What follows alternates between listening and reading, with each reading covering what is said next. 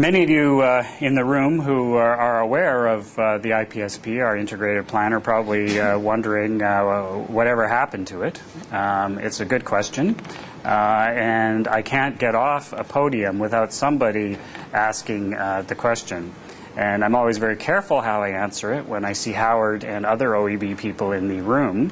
What I can say is that we have maybe I'll just start with a little recap of where it was.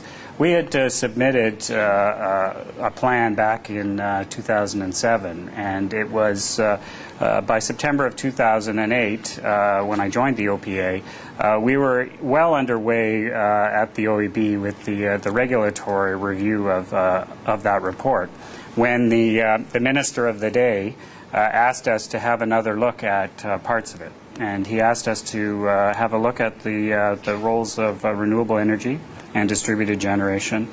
He asked us to see whether we could accelerate our conservation targets, the 6,300 I was talking about.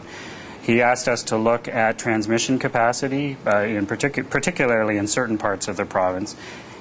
And he also asked us to enhance our engagement with First Nations and Métis communities. And so now here we are, 18 months later, and I'm happy to say that we've made a significant amount of progress on all of those fronts. And of course, a lot of other things have happened.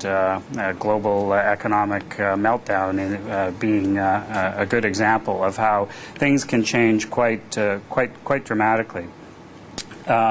So the IPSP actually, we achieved a lot of what it set out to do by one way or another. And what I can say is that Ontario is actually in really good shape today with regards to where we're at on meeting our electricity needs. So we've come a long way in a very short period of time. It was only a few summers ago where we were collectively, we had our fingers crossed as to whether we were going to be able to keep the air conditioners on in the summer. There were even talk of bringing diesel barges into Lake Ontario and a variety of other things. Now we can confidently say that we're actually going to be able to eliminate coal from our supply mix by 2014. And coal represented at one point about 20% of our supply mix. And that's really quite a dramatic turnaround. We still stand behind the need for a long-term plan. It makes a lot of sense.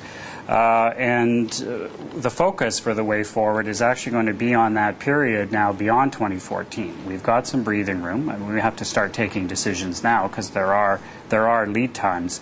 But a big part of our focus is going to be on maximizing the value of our existing assets.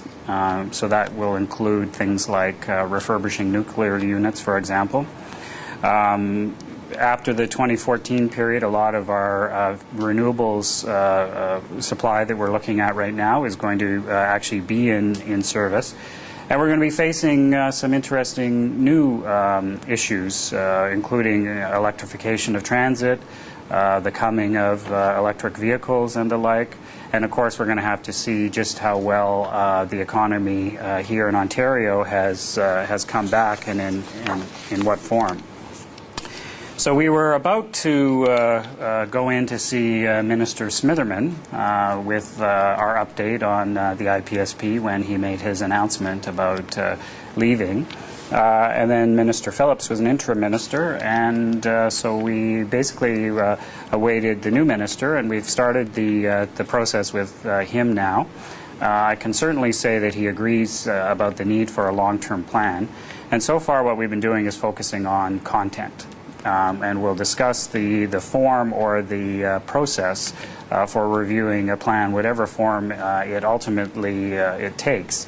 But it's certainly, as I was saying, important to note that the IPSP that did exist really did guide resource choices and helped us get to where we are. And one way or another, a lot of what was in there has been implemented. The Green Energy Act obviously intensified our efforts on both the conservation and renewable energy. But we've also received a number of ministerial directives that enabled us to improve supply in local areas, such as Northern York Region and the Southwest GTA, and develop individual conservation programs and the like. So just to sum it up, when you look at everything that we're doing, we're really taking a very holistic approach with regards to conservation, renewables, smart grid, getting out of coal.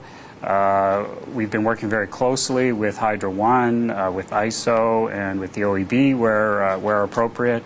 A big part of the focus in the way forward is going to be matching up transmission priorities against the great information that we've had through the intake of the FIT program. We are going to be able to fill up all of the available transmission capacity in the next period, the 2,500 megawatts or thereabouts. And then the focus is going to be on where to build out our system next. We're certainly going to continue to play an advisory role to individual transmitters and LDCs as they go in to the regulatory process. No doubt Howard's going to talk about some of the new things that are going to be happening. So very fascinating times for us. I stand by what I said last year when I said that we're certainly turbocharging changes in a variety of areas, because we've come a very long way in a very short period of time. It's very exciting, very happy to be part of it. It's great to be in a sector where we're creating jobs and creating a significant amount of economic activity in the billions of dollars and in the tens of thousands of jobs. And stay tuned. Like I say, you're going to be hearing more specifics very shortly. 2009 was already a watershed year. The 2010, I think, is going to be just as significant.